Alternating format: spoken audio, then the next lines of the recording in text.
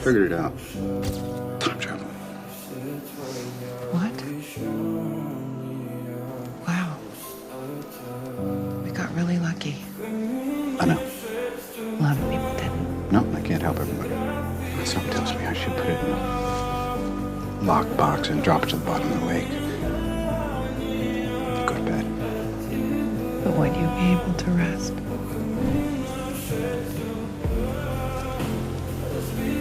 Tony. Look at me.